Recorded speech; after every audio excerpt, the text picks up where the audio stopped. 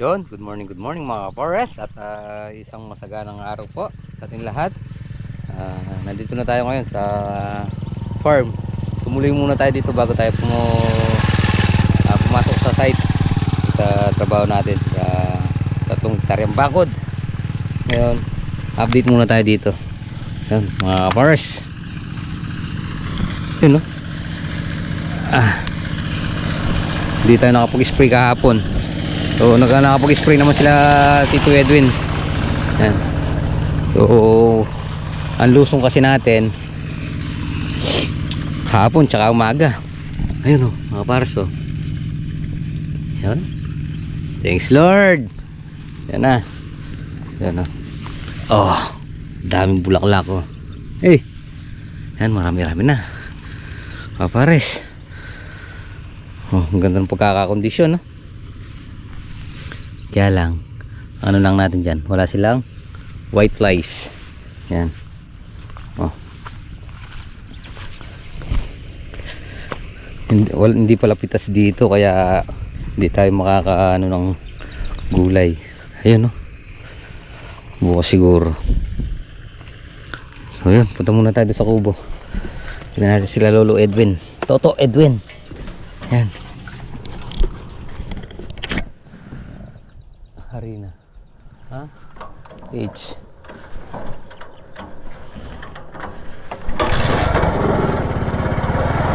Nalaglag siguro yung harina. Yun, no? Ganda ng pagkakakondisyon.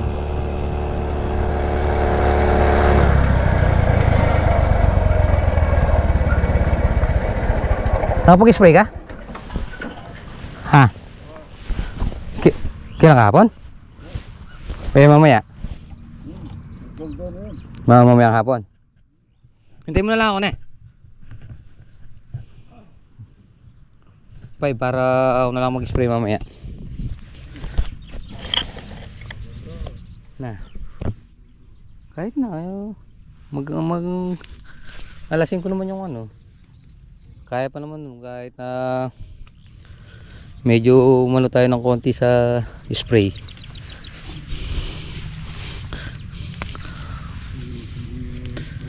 Oo. Tsaka ano na, puputok na yung mga bunga, nakalabas na. Dahil kalahati nung ano ne. Dati nung February, no. Yan eh. Madami.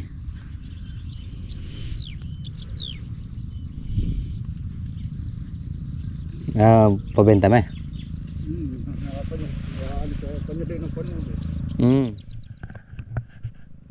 Bumabali nga ako kay Tatay Henyo. Bibigay ko nga sana sa kanya.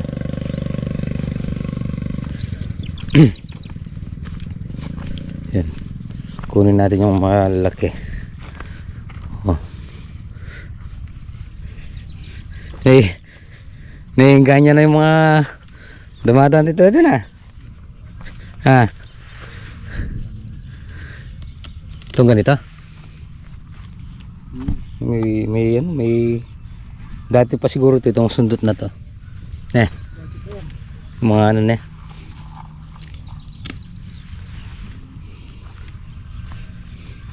Yan o.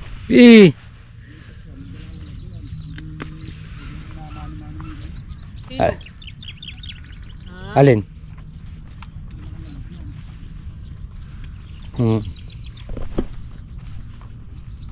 Umorder lang ako ng materialis eh. Yan.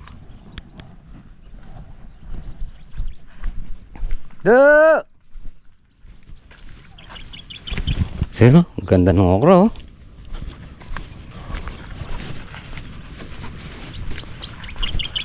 Hindi tayong mga ilang piraso.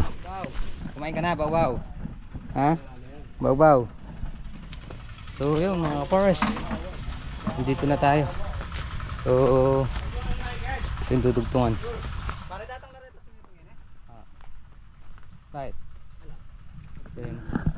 So ito yung pinapauna ni ano, Boss Regs. Yan. dumating yung tubig oh. Bakal pare.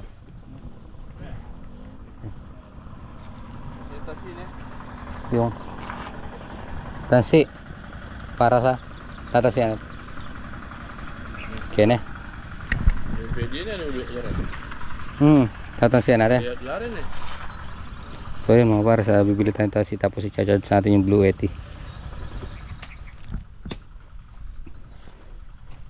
So yun mga pare, sa ili-layout na to para matakpan yung mga dugtungan.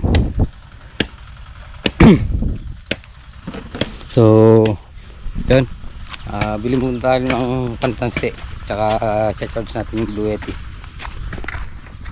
So yun mga pare, sa nandito si Conchal pero pinababao ng konti yung ano, yung mga tosang natin.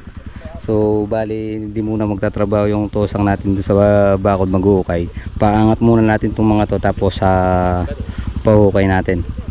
Para nagagalit kasi yung mga ortilano dito, yung mga magsasaka kasi nila mapipigil yung ano nila, yung tubig. So kumbaga masasakal. Kaya ayun, para hindi na lang magkasamaan ng loob, angat na muna natin. Ayun.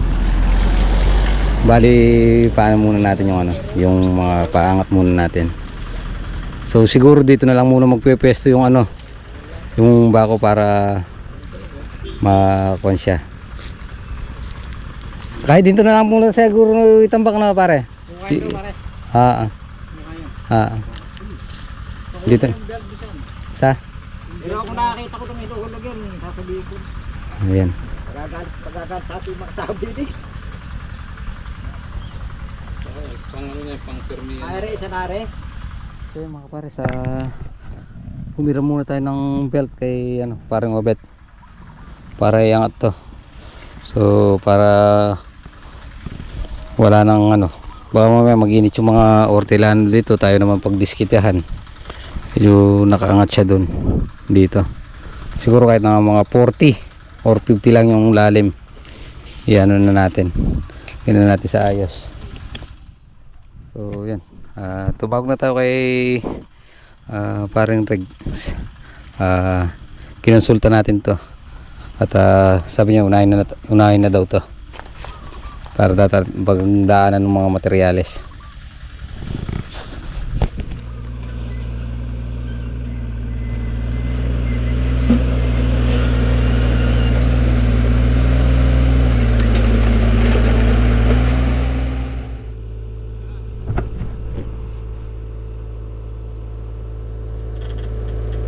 Ano yung iangat na?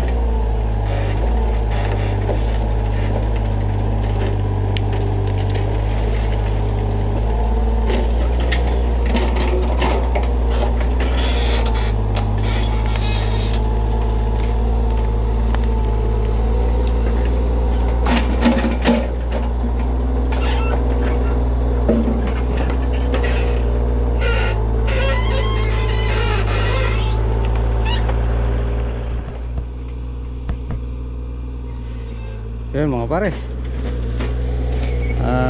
isang sukat ng ano, yung bucket yung dinagdag natin, siguro nasa 40 yung lalim. Isang bucket lang. Marami kasi nakagalit dito na baka nasasakal daw yung tubig sa mga magsasaka. Kaya yan, pinalalim na natin.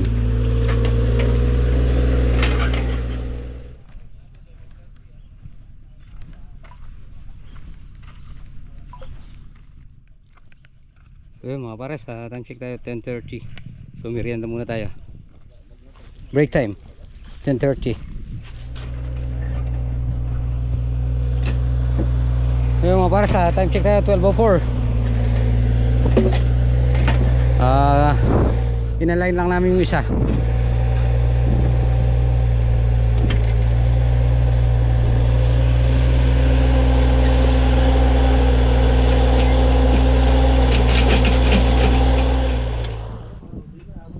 So yun mga pares, break time. Kain na tayo.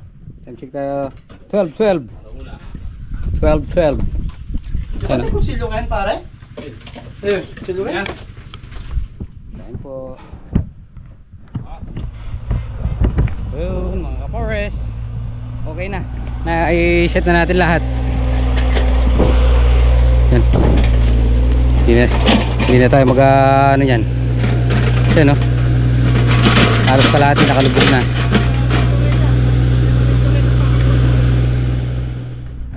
So yun mga para sa tatakpan na. Tatakpan na. Tapos linagyan ng ano din sa gilid para di na gumalaw. Kasi yung pagbabalian ng gate okay na. So punta na tayo doon. Punta na tayo doon para maka ano tayo. Mapag-umpisa na doon sa bakod. So yun mga pares, magsisimula na tayo mag-layout dito. Dahil nakasunod na yung bako. Ayun. Natapos din yung ano. Natapos din yung tosang. Dapat kanina umaga pa tayo nakapag-umpisang magbuhay dito paikot eh. Kaya lang yun nga, nagagalit yung mga nagbubukid dito. Ano daw, masasakal yung tubig dun sa imbornal kasi pinatong lang natin. Ayun, pinahukay ulit natin. Kaya naabala ng kalahating araw. Dito na tayo ngayon.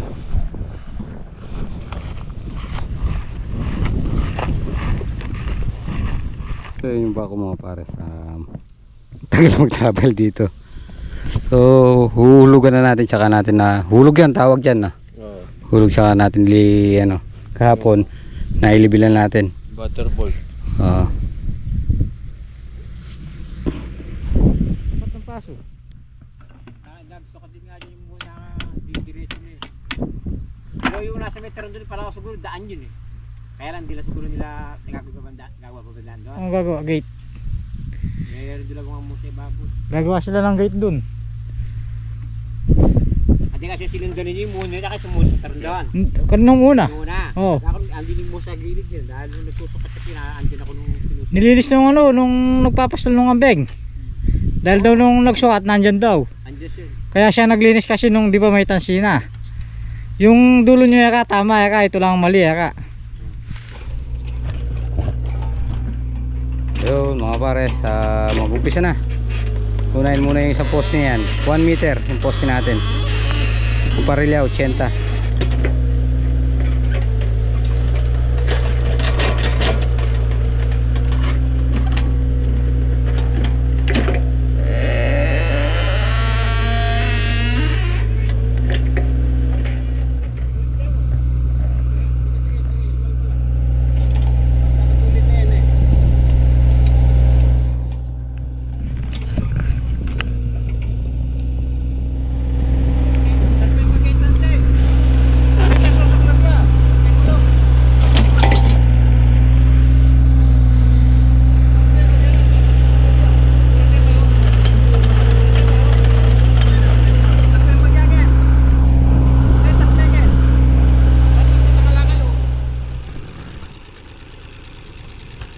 Break time 3:01.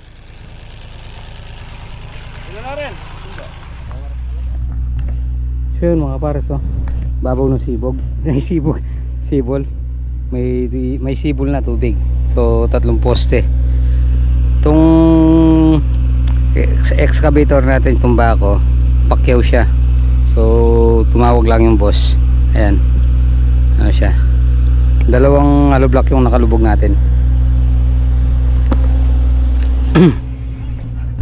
So yun mga para sa bukas siguro ayusin ng mga labor yan 1, 2, 3, 4, 5, 6, 7.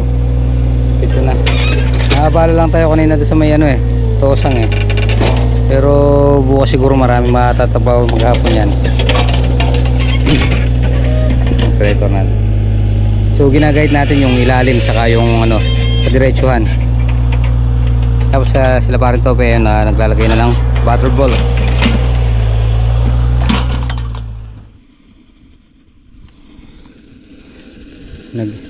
Nag-init.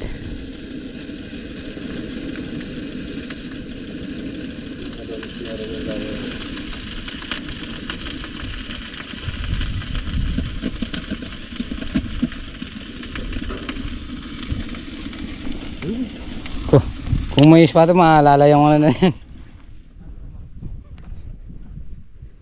So yun mga para sa maglalagay na tayo ng butter ball dito. Yan. Babaw ng sibol So dahil walang si mama yung Kuya kanya, lilibutan din tangki. Ay, yung tansi. yan. Sasanting nga kanya. Magtatabas pa tayo pag 7, 8, nakawalong span ngayon. Naabala kasi doon sa mga pares, naabala kasi kanina doon sa may tosang. Dapat kaninang maga tatakpan na yun yung dugtungan. So yun nga, nagreklamo yung mga may sa mga ortelano na kwan na baka daw mahaharangan yung mahaharangan daw yung tubig dahil nasa lagay natin tosang. So yun, suggest tayo kay Baron Reggie na pinababa ko para at least lumalim ng mga kalahati yung sa tosang. Yun yung naging abal natin. Papahinga lang natin, nag-overheat, nakalimutan na lagyan ng tubig.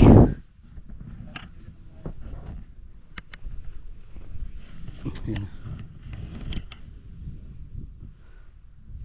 Kasi natin. Tapos ito yung muhon mga pares. Ito. Hindi natin pinatamaan.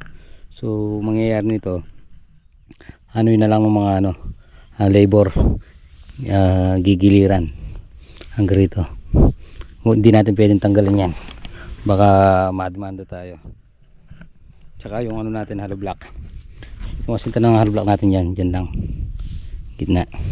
Hati sila sa sentro.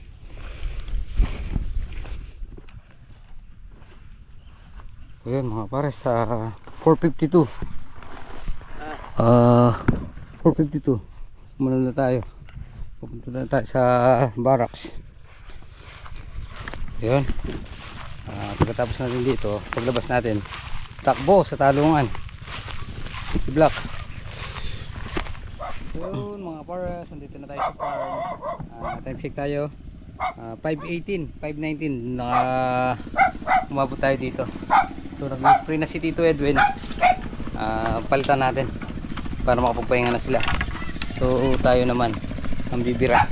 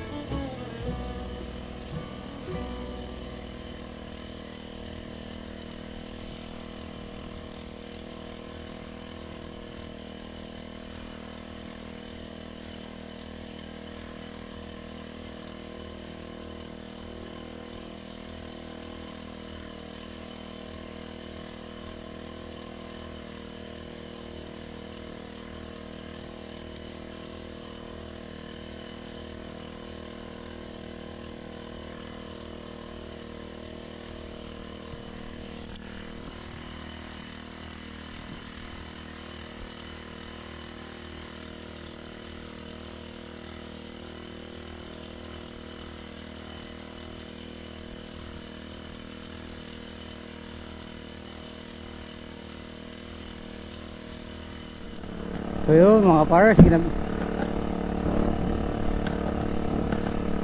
yun mga pares, patapos na tayo. Tama lang yung spray natin na to, medyo dumidilim na.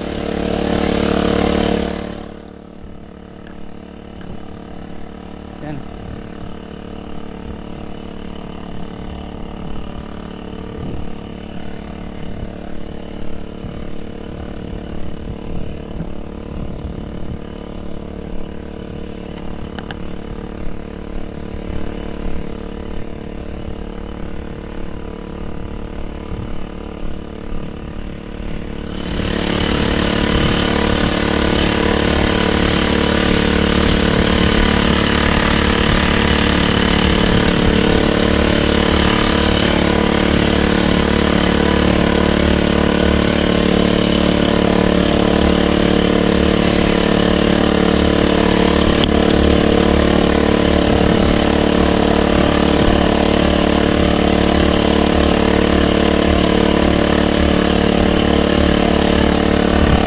Wala yung abugat dito.